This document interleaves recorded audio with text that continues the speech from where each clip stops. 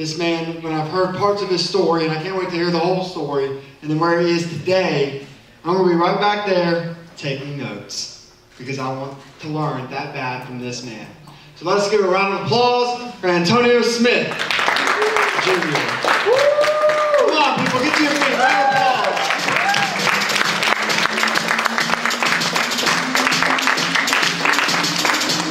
I like that song. Turn it down for what? I'm not going to dance, DJ. I'm not going to dance. But you got the bass drop, though. All right, now you qualify to cut it off. All right. You can't cut off a song before the bass drops. You understand? At least that's just the way it works. Let me just qualify myself first. Thank you very much, Luke. I seriously love Luke. I really do. I'm serious. I'm not saying that because he paid me. I'm saying that because I mean it. He's a great guy. I really do enjoy everything about Luke. He's just come a long way, but he was already a great way before he became a long way. So I definitely appreciate Luke. Let me say to all of you, my name is Antonio T. Smith Jr. I'm 36 years old. I'm top 1% income earner in my age group, and I'm going to share a lot of practical things for you to move forward and do well. And I'm going to start off with my story. And then after the story, I'm going to tell you nothing but how to overcome it and be practical and make a lot of money. Okay. If that's all right. That's all right. From pain to profit. There's no sense of being musty and not having a shower to run to. I'm just saying, all right? If you're going to go through the pain, you might as well have something to work out for, okay? Again, 1981, 1985, my parents gave me up. And why did my parents give me up? If you think about, and I know you all don't see color. I know you have no idea that I'm a black guy standing in front of the room. I know you don't know it. I know you don't. But think about it for a second. 1985, in neighborhoods like mine, crack cocaine came through. It's just one of those historicity events. You got history, which you can interpret, which means you can be a terrible person and say the Jewish Holocaust was justified. You can do that with history. It makes you a terrible person. Historicity says a lot of bad things happen. This is the accurate depiction of people and events. So you don't get to argue with historicity, but you can put your crazy spin on history. Historicity says that in neighborhoods like mine, when crack cocaine came through, all parents, most of them, couldn't afford to keep people like me. So at the age of 6, it's 1987 now, at the age of 6, my parents completely gave me up. And it's crazy because in my neighborhood, bottled water was more scarce than crack cocaine. So I went to CPS custody. How many kids in here? Okay, I went to CPS custody and go through that whole process, and I run away. I run away because it's the way CPS custody works, Child Protective Services. If you're not sure, I'll give it to you. They cut the air conditioning down real low because they're not, at least the ones I encounter, that's not their passion. The passion are little bad kids. The passion is, this is my job. I need to get my money. I'm gonna cut the air conditioner all the way down. Anybody knows why they cut the air conditioner all the way down? So you can stay asleep longer. Look, she got it already, you know? Have you ever did that? You cut the air conditioner all the way down and people stay in bed longer? That's what happened. So I ran away from there and I went to my biological grandmother's house on my mom's side.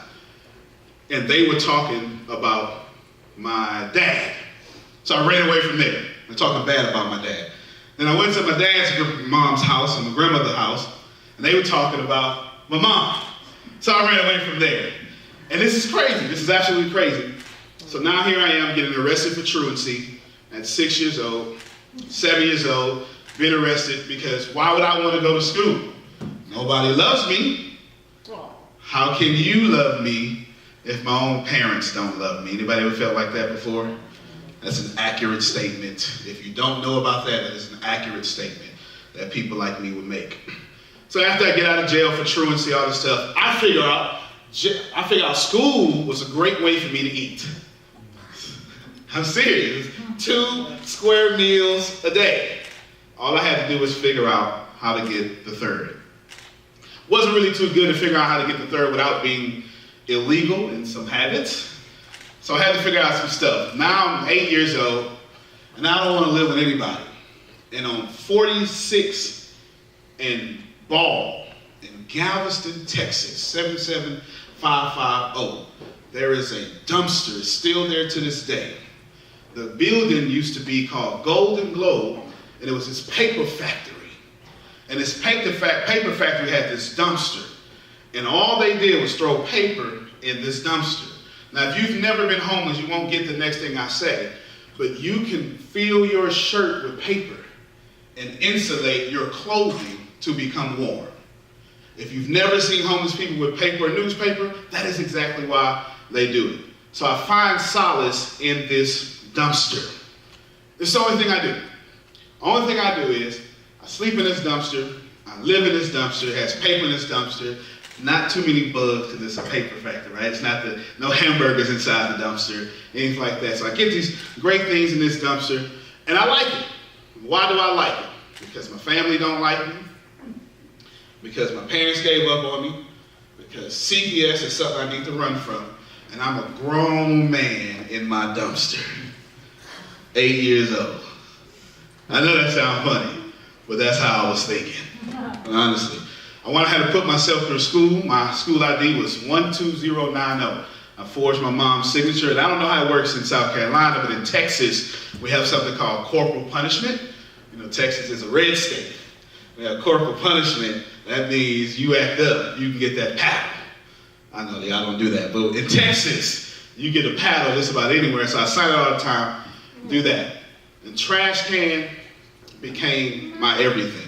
I'm serious, I live in this trash can, I talk to this trash can, I have no concept of God, it's irrelevant to me, I've never even heard, have no awareness, no higher being, no anything. And then one day, these two older boys that I know, they decide that they're going to molest me on this trash can. And some other stuff. So now here I am. Now I don't like my trash can anymore. Now I got to figure out something to do. So I figure out, I go back, but by this time it's 3 years. I'm by myself. 3 years I'm by myself. And wouldn't you know, grown folk had opinions, but no help. It's like the epidemic of grown folk. Here they are. It's your fault you got raped. It's your fault you were molested because you shouldn't have been there. So what do? I run away again. Because that's what you do when nobody supports you. You have no concept of anything else. So I go back to my trash can. Except this time, I'll go back to my trash can ready to fight. I'm not going to be a little 60-year-old kid no more that has to fight for his food or fight for his innocence. So I go back to my trash can, but now I hate it because it's not the same. It can't be the same. If you ever had anybody violate you, it can never be the same. It's not even the same when you go through therapy and get grown. It's just never the same. And one day I noticed this star moving. I'm laying on my back in this trash can. The star's moving, and I figure out, oh, it's not a star. It must be one of those airplanes. And the airplane, I say, you know what? One day, I'm going to get on that airplane, and I'm going to travel the world, and I'm going to do something. I have no idea what I'm going to do, but I say this one thing, and I said it up until I was 29, 30 years old. I said, whatever I do, I'm going to make sure I'm so famous nobody forgets me. Now put yourself there for a moment. Why would I not want to be forgotten about by the time I die? Because I never had a birthday. Nothing, everybody forgot about me. And all I did was have that trash can. I was hurt in that trash can. I was sad in that trash can. But I got out that trash can. Dr. Spencer Johnson writes a book, Peaks and Valleys. In Peaks and Valleys, he talks about this guy with a valley mind. He has valley friends, a valley job, just valley everything. The air in the valley is valley-like. And one day he looks at the peak and he says, oh, peak, I want to climb you. So this young man tells his friends, you know what, friends? I want to climb this valley. Friends laugh at him, say, man, you climb the peak. You can't climb this peak. We never climbed that peak before, Jonathan. That's not the way it works. You can't do something that we never did before. Do you know that if people around you have not done it, they will stop you from doing it themselves? Yeah. You see, the problem with shining is every time you shine, you also reflect. You see, every time you shine, you accidentally put off a reflection. That means when people see your shine, they also see their reflection. It means every time you do something well, you remind them of how they reflect back to themselves. So if they don't like their reflection, they'll do anything it takes to take away your shine. Anybody know what I'm talking about? Yeah. That you're not even allowed to be happy. You happy at work, but as soon as you put your keys at the doorknob, you know you're about to be disappointed. And so he says, listen, Mom, I'm going to go to this peak. Mom says, nah, you can't go to that peak, son. That's not what we do around here. You be safe, be comfortable. Don't go to the peak. So he finally gets upset. He says, you know what? I'm going to the peak. He goes to the peak. He climbs up the peak. He bloodies up his hands. He goes to the trail. All of a sudden, he gets so far to where there's absolutely no trail. He wants to quit, but he looks down and sees that the air that he thought was good wasn't even good. Because when he was on the peak, he looked down and saw that his valley air looked just like thick poison. So he said, I have no trail, so let me just keep going anyway. And he started thanking the mountain for being rough and jagged and cutting him because he realized I can't climb a smooth mountain. If you don't mind, I'll pause right there and please let me tell all of you right now, stop trying to climb the smooth mountains in your life. I need you to understand that right now, you need problems, you need obstacles, you need resistance. Because you're not able to climb a smooth mountain because what happened to you is gravity at 9.86 meters a second will take over and make you slide off what you thought was comfortable. So he gets up to the mountain. He gets up to the mountain and he cheers, but then he realized he did not get to the mountain right when he wanted to because he wanted to see the sunset on the mountain. He got there at nighttime and he says, man, I missed it. And the old man says, why did you do that? He said, what do you mean? I'm up here in the mountain. He says, why did you turn your peak into a valley? Ladies and gentlemen, sometimes we conquer exactly what no one else can do. Sometimes we do all the great stuff that nobody else can do. We get out the valley, we find ourselves to the mountain, and then we turn the mountain back to a valley without miles. How many of you right now, you woke up, you've complained about 30 times today? How many of you right now? You got 30 complaints. I think I've complained 5 times this year. You have about 30 complaints today. They're logged in. They are seeds planted into the ground. Do you know that no matter how religious you are, no matter how Christian you are, or whatever your faith is, you can never pray a seed differently than what you planted it? If you put a seed into the ground, you cannot say, oh, my God, my Heavenly Father, please change this poison that I planted into something that serves me. No, ladies and gentlemen, if you plant it, it's coming up. If you don't want poison, don't plant poison. So I had to figure out, from being homeless all the way to 18 and aging out of CPS custody, that I didn't want the poison that had been planted for me. Oh, please don't miss that. See, I didn't create my circumstances at 6, but my reaction to that, I did. How I handled being homeless, that was my fault. How I handled being molested, that was my fault. How I handled being a very average student was my fault. So I just decided that it's far better for me to be if I'm already at fault, then I might as well do something great about it. And so I started doing something I call it protecting my garden. Now, if you're not careful, you get around a bunch of low self-esteem folk, a bunch of poor people, and they'll tell you that if you protect what you have, that's arrogant. Can I submit to you a new conclusion to this here? If you protect your garden, that's not arrogant, that's intelligent. It is highly intelligent for you to mind what you keep in the garden you gotta eat out of.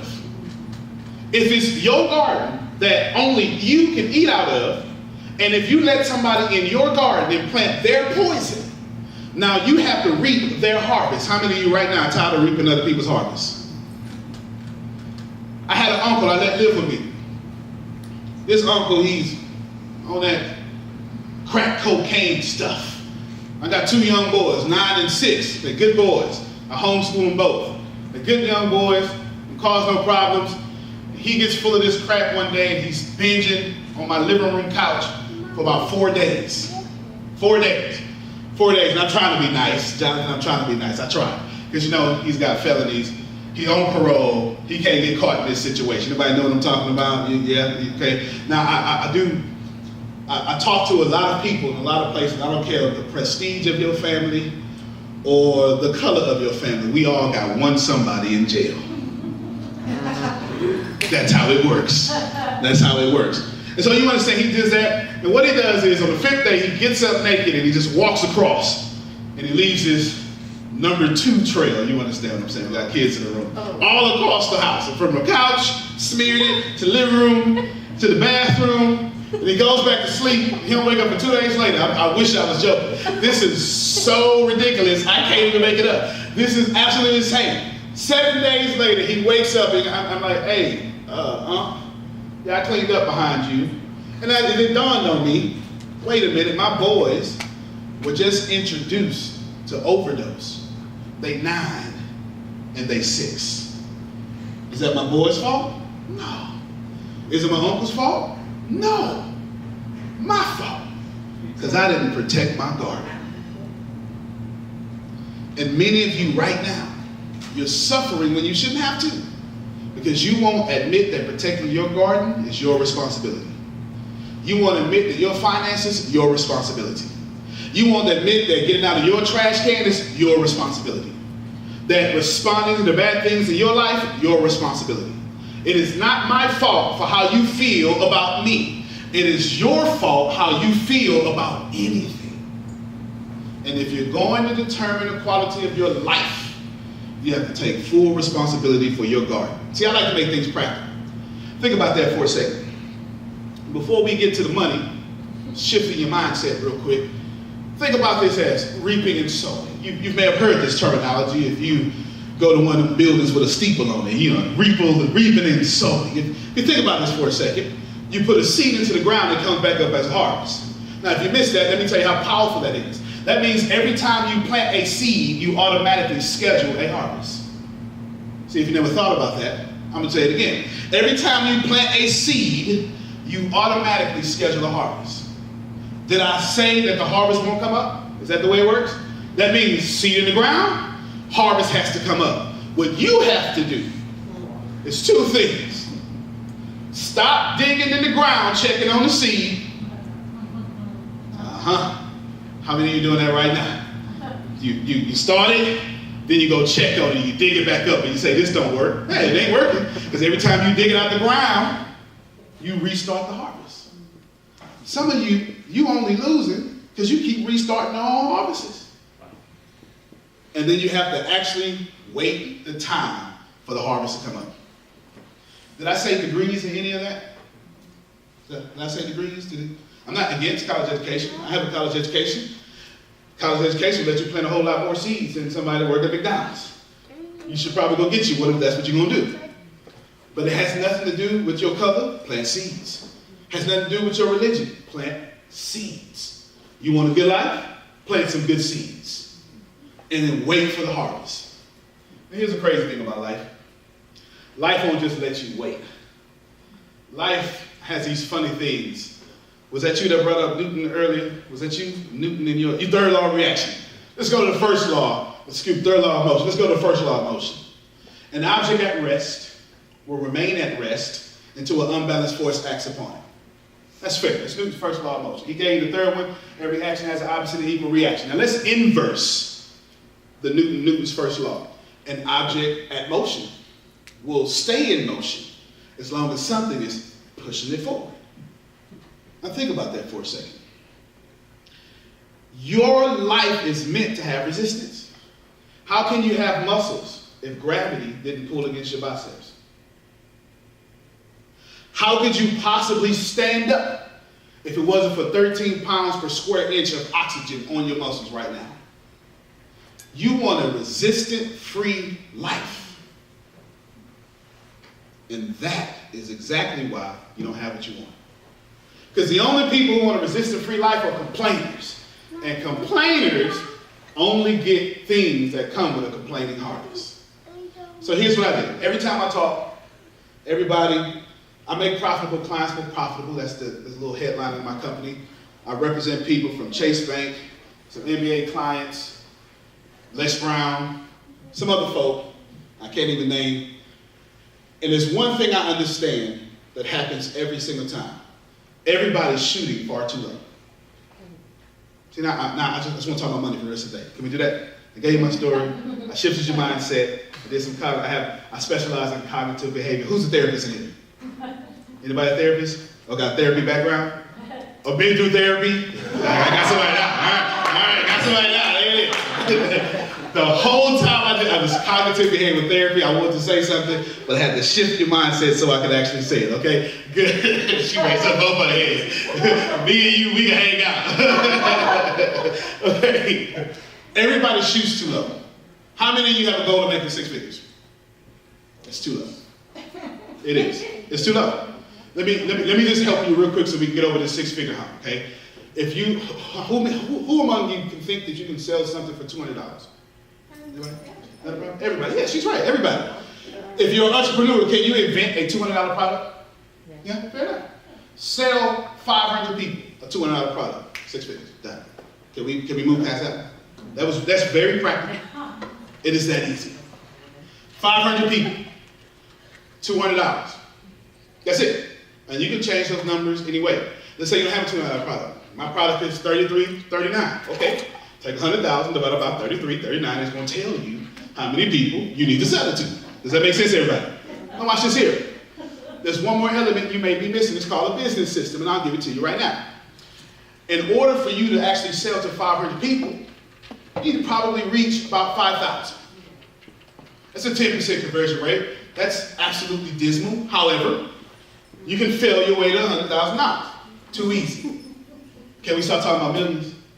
Because this is much better. I really prefer to talk about millions because it's just much easier. It is. It's just much easier. Millionaires are new middle class as far as I'm concerned. I am so serious. I thought that here's when I really knew. It was 2 things that happened when I knew I started making money. 2 things happened. 2 things that happened. In fact, I don't want it to come from me because it's fiction if it comes from me. Let's see. How many? Get her with the big hair right there for me. Okay, get her there. Two things that I realized when we started. How many cash properties do we make offers on every week? 40.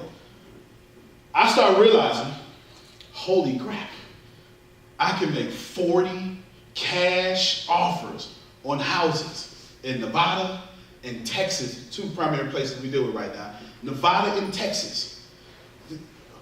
Anybody want to know why I got my companies in Nevada? Okay. Got the same tax laws as Delaware. You know the most valuable thing I like about having companies in Nevada? The laws slightly different than Delaware. You can't tell who owns the company. You have to get a lawyer to actually do some paperwork to find out who owns the company. Why is that important to making a lot of money? Old folk once told me, if you don't want nobody praying about you or praying against you, you better stop telling them what you're doing. We ain't got the same grandmother. Okay, I thought we had the same grandmother. I thought we all the same people. I thought we had the same grandmother. My grandmother said, if you don't want them praying against you, stop telling them what you're doing. That makes some sense, don't it? You ever told somebody what you're doing and they became your enemy the moment you finish your sentence? That happens all the time. Remember, now you're shining. And now you're reflecting. And the more you reflect, if people don't like their reflection, they won't like you. Okay? So when I realized that I could do stuff in real estate, because real estate takes some cash. Well, not all the time, but it does. At least you know some lenders or something like that. When I realized I could do that, and then the second thing that happened to me was realize, I might be making some money. I started getting sued. No, I'm so serious. You are not doing anything until someone is suing you. You're not doing well on Facebook, whatever your favorite social media is, until 10% of people are complaining about you. You're not the highest paid salesman, which you definitely was, And there's people who are complaining about you. You're not doing something great until somebody is complaining about it. So let me drop 3 things for you so you can take yourself in pain all the way to profit. Thing number 1, I need you to account for it. It's that simple. Anything you can account for, you can control. That's just, I'm very practical. I really like science. I just love science. I really, really love science. And I love science because science tends to be objective. Scientists prove themselves wrong so much to now they say, man, I can't prove myself wrong. This must now be a fact. This is how science works. Anything you can account for, you can control. 90% of atoms are mostly empty. If you don't agree with that, that's okay. You have hard science against you, but I can prove it to you. If you burn these tables in this room right now, you'll be left with just the ashes. Please don't. Yeah, don't do that. He needs his deposit back. Okay? Don't do that. But if you burn the tables, hypothetically, if you burn somebody else's table with somebody else's deposit, there you go. There you go. You'll be left with just the ashes. Because all the empty space, which was energy, has been expelled into the atmosphere or the universe, whatever you want to say. It doesn't matter to me. Basically, all you see is just the ashes. But the mere fact that I can account for the table says that I can do chemistry, burn it, and control it. Did everybody catch that? Okay, that's pretty smart. I'm going to come down just a little bit. I have a microphone. Since I can account for it, I can move it here and mess up the sound guys and be like, come on, man, I'm trying to do the audio correctly, right? That's what they hate that. I know, look at it's like, come on, man. Okay. Because if you can account for something, you can control it. Does everybody receive this information? What's the first part of a 12-step program? Acknowledgement. How can you overcome something you have not accounted for? Ladies and gentlemen, I need you to get this here as fast as possible. You have pain you have not accounted for.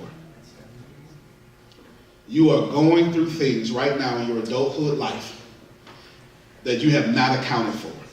You are a child right now, and you have a mean-making machine. Something happened to you. You created a meaning about it, and you're going to be 35 years old, still fighting battles from what happened to you when you were 6. I'll prove it to you. How many in here right now don't like your pinky toe? Come on, we're going to be realistic. Come on. All right, my man back there is like, you know what?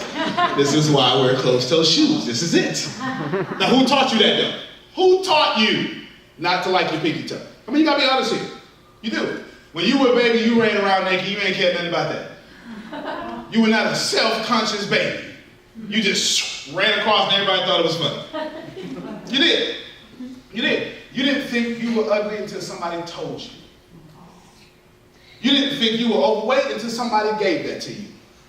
And none of you had low self-esteem until you allowed someone you love, trust, or admire to mess up your feelings.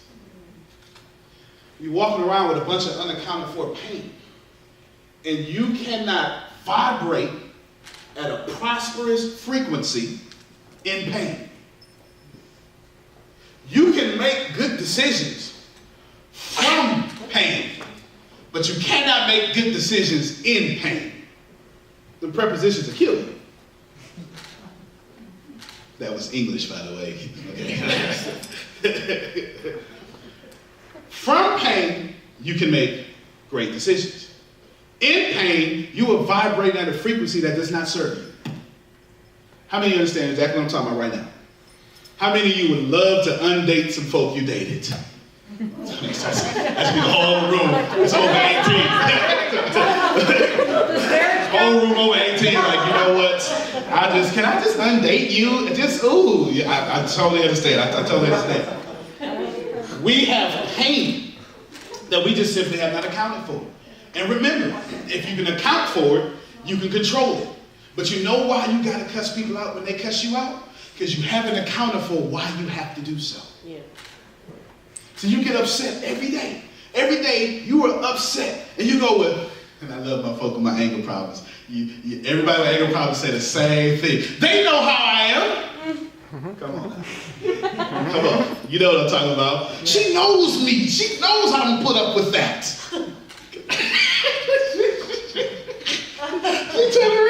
And then she knows me. They know I don't respect that. No, that's your problem. That's your fault. That's your garden. Those are your seeds. It's not going to change. It's absolutely not going to change. If you can account for it, you can control it.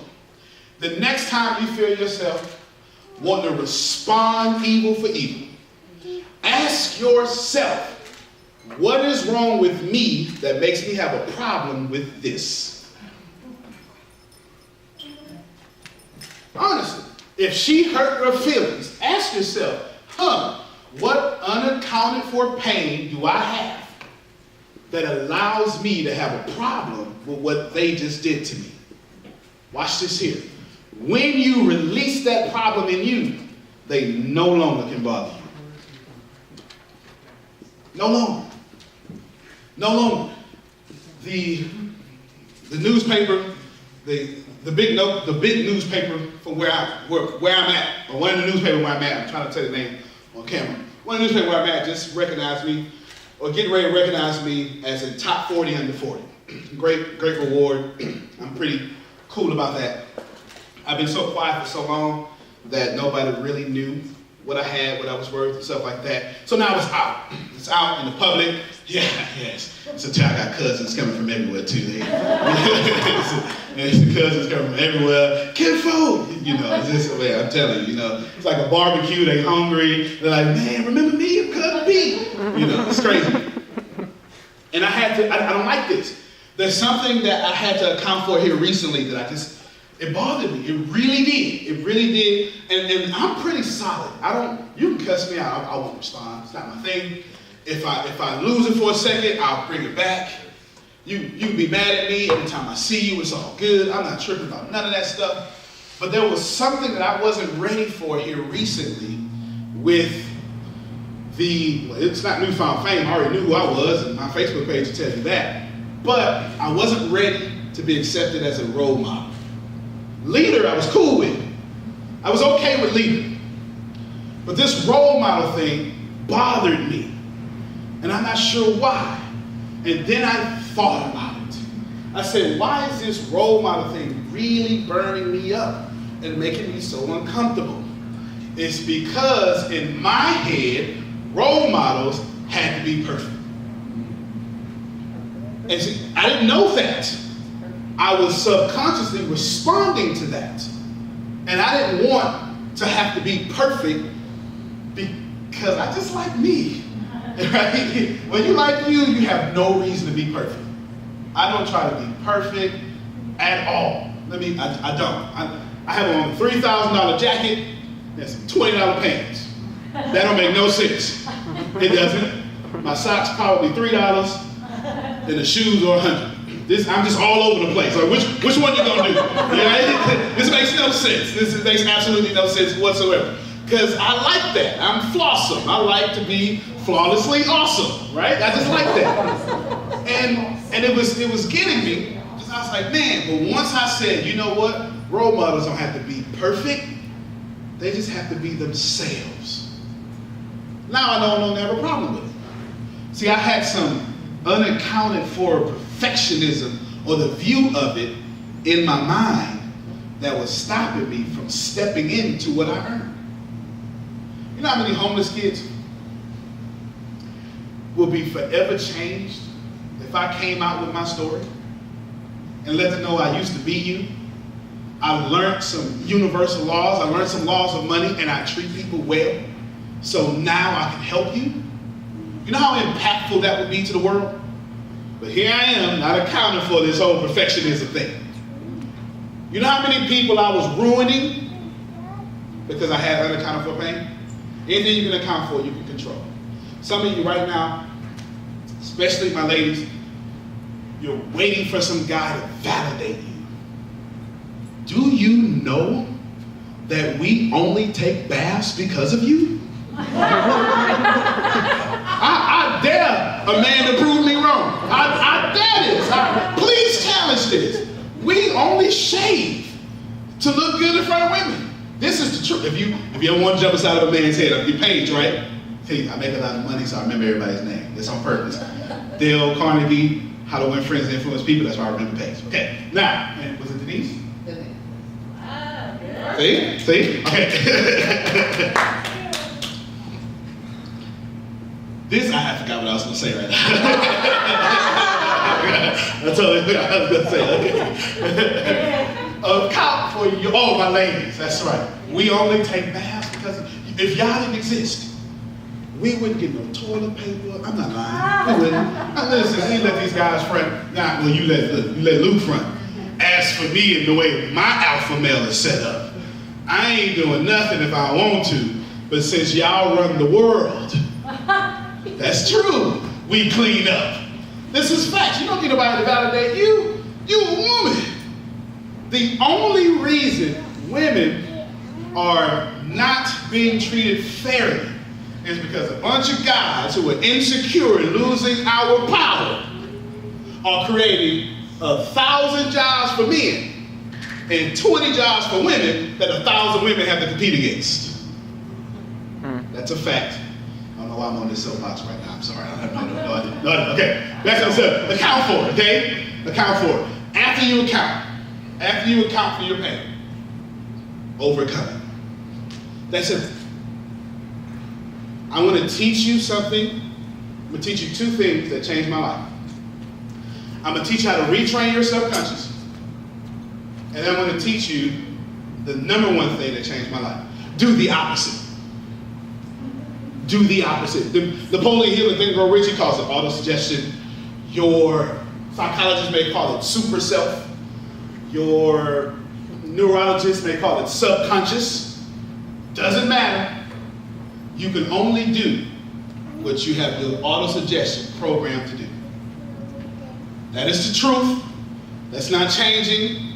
I'll give you a few examples. In fact, I'll give you one example. Example number one. You have some learned behaviors. If I offend you, you're in public. You're going to be quite appropriate. Yep. But if I walk up to you and push you on the ground real quick, whatever's in you is going to come out you. You don't have time to respond.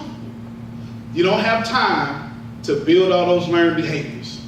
If there's a bunch of, let me talk to my men over here. Let me talk to my men. If I walk up to you right now and just slap you right now, are you going to be like, hold up, on page 12, the book says, you going to do that? Or you going to respond with what's ever in you? Exactly. So when you are responding to whatever it is, and it does not create you great value, do the opposite. You have yet to learn how to retrain your subconscious. And since you don't have that under control, do the opposite. She hurt me. How many of you right now, when you get hurt, you want to hurt them so much until they know how you felt? Okay, thank you two for, okay, 3 for being honest. The rest of you can levitate to the front. Come on down. You got this here. You get it. You get it, right? You get to the point to where you proving points but never solving the problem. Whole argument, 3 days in a row, proving points over and over and over, but you never solve the problem because you want them to hurt, because you hurt. Do the opposite. Anytime you are challenged with something that does not make you feel good, and you want to do something, and when you're doing that something, and in that somethingness of what you're doing, if it's not going to create you considerable quality of life, do the opposite. Because what you've done so far got you here. And if you haven't accounted for here, then you won't admit you're not living your dreams. Just like that. Do the opposite. Now here's how you can train your subconscious. Please write this down. Firstly, it's purely cognitive behavior therapy, that's for sure. It is the greatest thing that I could possibly give to you this moment until my third point. Okay, greatest thing. Number one, the story you tell yourself and others. The story you tell yourself and others. This is how your subconscious works. It's number one, I'll explain it in a second. Number two, limiting beliefs. limiting beliefs. Number 3, fear of consequences or judgments. Fear of consequences or judgments. This is how your subconscious works. All of you right now have been hearing this entire keynote through your 1, 2, 3. That's what I call it. That's how I train it. I'm not really cool on fancy names. I just call it 1, 2, 3. And everybody I teach, they understand that's 1, 2, 3. You've heard, we all heard. I've only said one set of words. This is objective.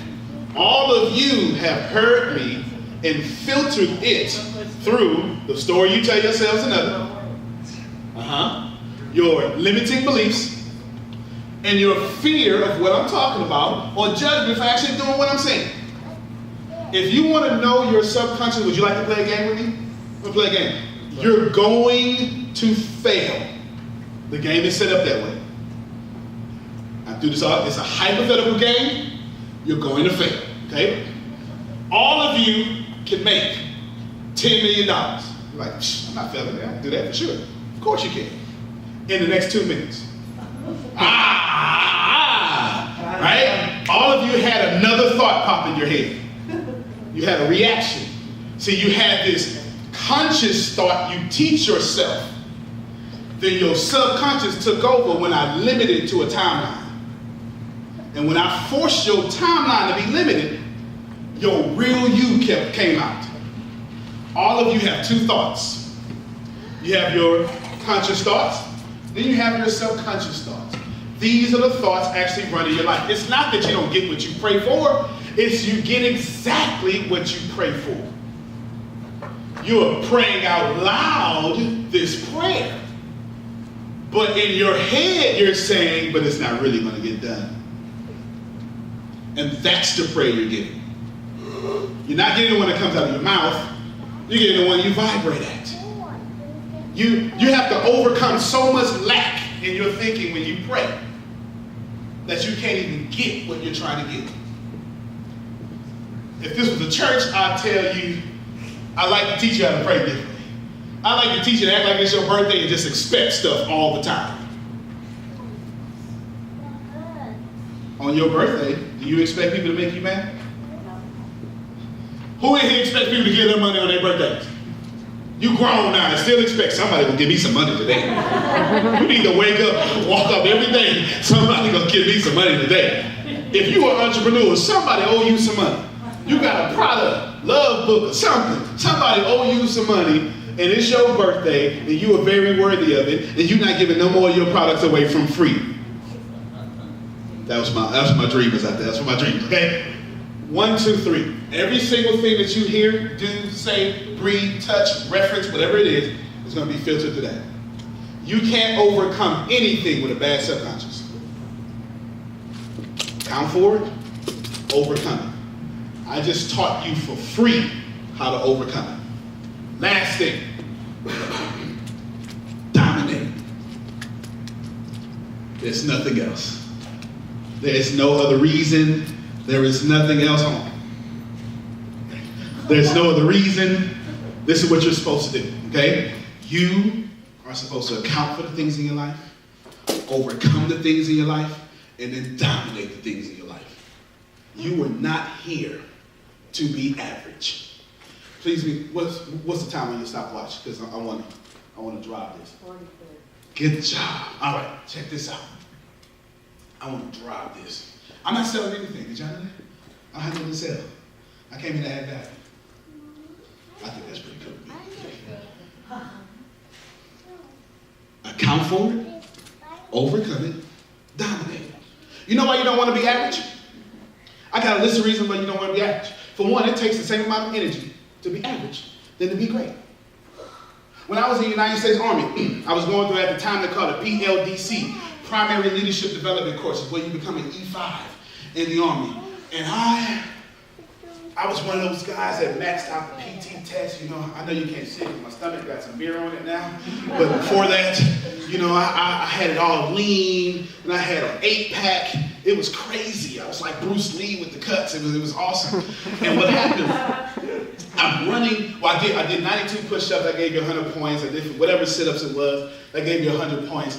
Now I'm going to get 100 points on this run part. In the Army, you do push-ups, sit-ups, or you know. Yeah, come on, stand up real quick, man. You're in the Army. Now, come on, man, stand up. Scott Fortune is actually a master sergeant. That's master sergeant, right? E8 in the United States Army, and we call him top. He's been to combat at least 3 times. Am I right about 3? That's not overseas. I mean, actual hostile environment 3 different times for no reason at all. Can we clap for this active military? You made me stop my whole presentation to give you some love. I showed you. That's right. That was a great response. Do it again for the cameras. Okay. So I'm running, and then I cruise. And at the last half mile, you're gonna appreciate this here, I sprint. And I get it, at the time my age grade, I did 12:53 to max out the PT test. I do it in something like 12:20, get my 100 points. I'm shooting. That's the only thing that really stopped me being E5, besides the written stuff, the PT part. Got it, 300. Smith! Drill sergeant come to me.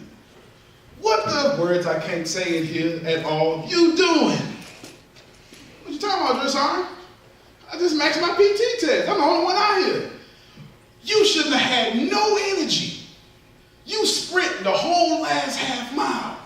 It takes the same amount of energy to sprint the whole thing than to act like you sprinting the whole thing. I never forgot that lesson. Because when I finished, I was on the ground. You know how we do it at the PT, on the ground. Get up, put your hand above your heart. I'm trying to do all that stuff. I was equally as tired. Putting on a front, I was equally as tired as doing the right thing. I never forgot that. Right now, many of you are meandering through life at half effort, and you go home tired. For real tired. If you're gonna go home tired, you might as well go home tired dominating. You're gonna go home tired anyway. You're gonna get you a bubble bath and some red wine. That's how we do it in Texas. Except for us guys who do the bubble baths. You know, we stand up manly in the shower. You know? You're gonna do all that stuff tired anyway. You might as well dominate your life. Here's the most practical reason why you don't want to be average. Second most practical reason why one just popped in my head. You don't want to be average. Because when you're average, how many people on the planet Earth? About 7 billion? Something like that? How many people in America? Does anybody know this weird statistic? About 340 billion, something like that? Okay, so about 300 million? 320 million. Cool. Do the math in my head real quick. Put a 10 right there, 3, 2. Okay, that means that you're about 290 million people that are average. That means you're competing with 290 million people. My speaker fee is in the upper 5 figures. It costs 6 figures to coach with me. He's in something that I have that actually costs $30,000. I have products that range from $2 to $44,000. To consult with me, which is not even coaching, I'm looking at millions every time. I have no time for nothing else. I don't do small deals. When you are not average, you tell people what you're gonna make. When you average, they tell you what you're gonna make. How practical is that? When you average and you apply for a job, what's your social? I'm telling you your social. What's your blood type? Depending on the job, I'm telling you your blood type. You got any felonies? They tell you all that stuff. You got this, you got that. Where you live? Where you do all that? All this stuff. When you're not average and you start a successful business, you know what they ask you? What's the name of the company? What kind of formation you start? What kind of entity? It's far less questions. It is. It is far less questions. To be excellent, when you average, they ask you everything. The most practical reason not to be average. There's only 4 ways to survive in America. And it doesn't matter your color. 4 ways to survive in America. This will never change. Way number 1, get a job. Way number 2, get on welfare. Way number 3, become a criminal. Way number 4, prison. Think about this for a moment. They're constantly downsizing corporate America. Anybody understand what I'm saying? Whether it be technology, profits, doesn't matter. They're constantly downsizing. You see it. It's on the news. Pick your news channel. Fox, CNBC, I don't care. It don't matter. Pick them. They all scripted to say the same things. Whether you red or blue, I don't care. I just know they downsizing. It's so hard to be in America right now, you almost need $35 an hour just to be broke. And if you make somewhere around there, you know exactly what I'm talking about, because you came here feeling broke right now. You did. It's hard to get your 6 months reserves like you used to have. They downsize. They downsize where you go. Simple. You go to welfare. Guess what they do in the welfare too? You so smart. That's mom. Mom said downsizing. And when I first walked in, she was like, I'm mom. And I'm doing my Dale Carnegie thing. And I'm like, mom? Yes, looks like. I said, oh, okay, I got it now. I'm trying to, like, somebody named you mom? Yeah, that's so I was thinking in my head. They're downsizing you on there. Now where you go? Criminal. You have to. You got to forge some documents so you can eat.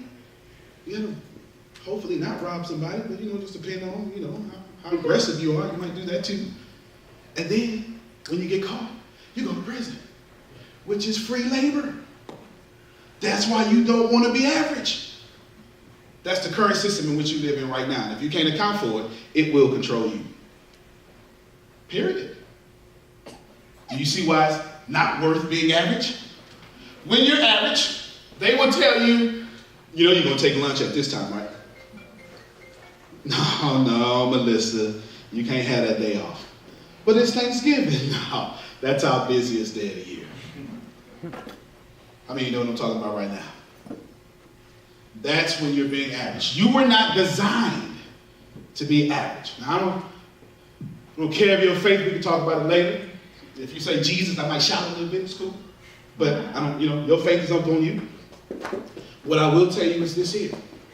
Yeah, I keep quoting back you again. He said, imagination. Think about this for a moment. Image nation. Image. You were made in his interesting. That means you weren't put here to be average.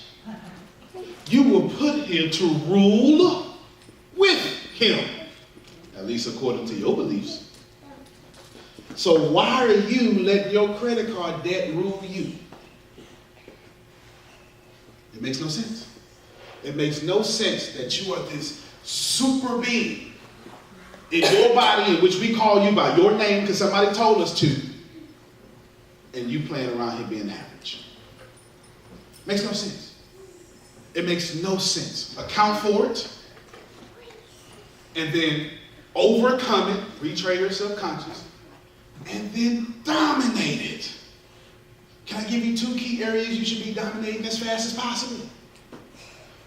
Who among you is going to start investing in data storage or get into data storage? Do you know the internet's 20 years old? Who here is less than 20? Bunch of grown folk here. Okay, she is. Who here consciously recognize the internet is 20 years old? You haven't even seen the internet yet. Whatever you think you know about the internet, whatever complaints you have about how we ain't talking at the table, we on our phones, that may be true. But the internet's taking over whether you like it or not. My man back there behind the camera understands. Think about this for a second. They got to store all this stuff. The NSA. This is not a lie. Just stored 5 terabytes of tweets. Tweets. I don't even know how to process this information. First off, we talking about gigabytes of information for one, but tweets, why tweets? Makes no sense. All of you should be invested in some sort of storage. Because in 20 years, anybody who can program is going to be another commodity. But they still got to store it all.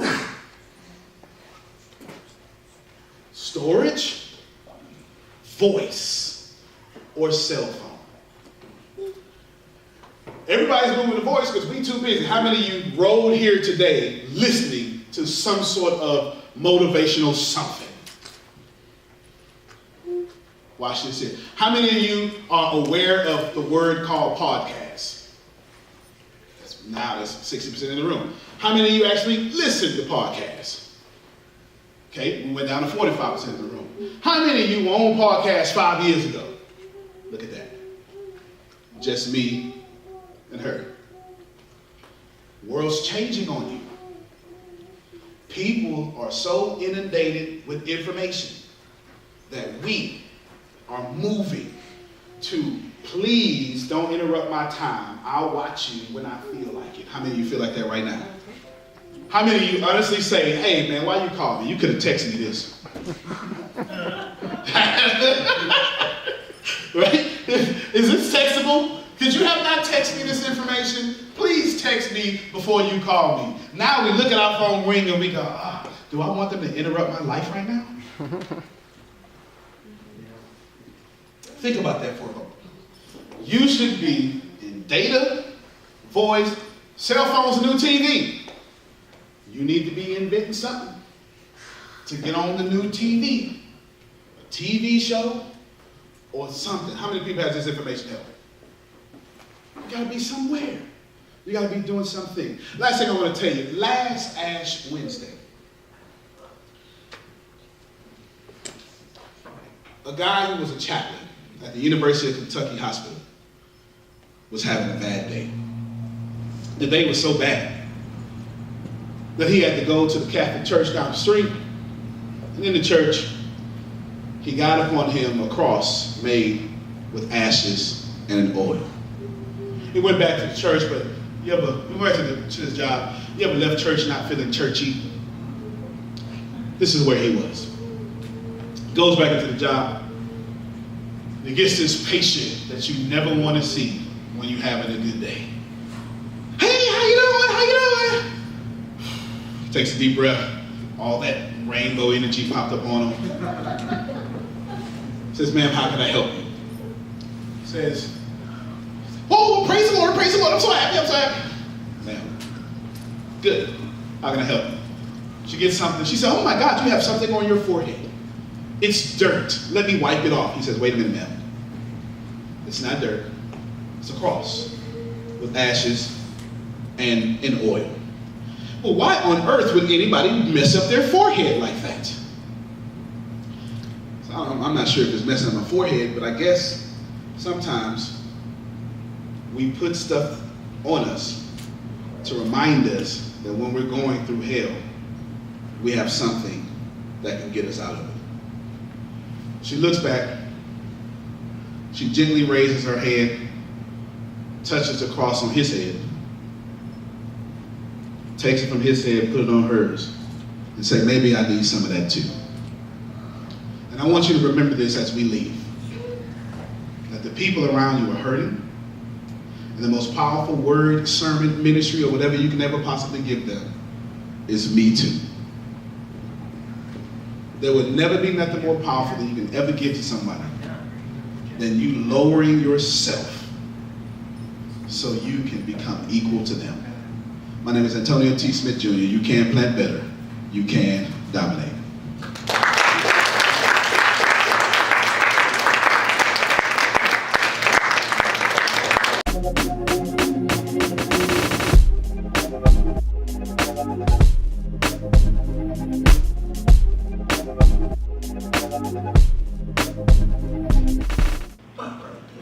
Yes. I've learned how to be very practical because the things against me I didn't think were fair.